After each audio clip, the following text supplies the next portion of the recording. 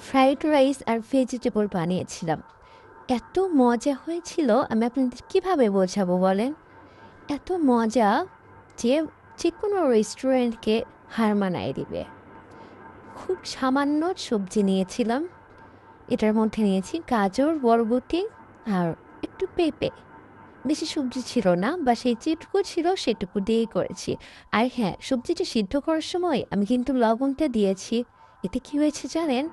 এতে সবজিটার মধ্যে লবণটা অনেক ভালোভাবে ঢুকে গেছে। সো এটার টেস্টটা খুব ভালো আসবে। তো সিদ্ধ করা হয়ে গেলে একটু কড়াই তেল দিয়ে নেব। আর হ্যাঁ, তেলের সাথে অবশ্যই একটু বাটার অ্যাড করে দিবেন, তাহলে এটার ফ্লেভারটা খুব ভালো আসে।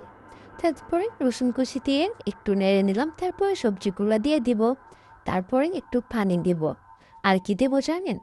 কর্নফ্লাওয়ার একটু পানিতে গুলিয়ে দিয়ে দেব। তাতে কি হবে বলেন তো? গ্রেভিটা খুব সুন্দর হবে।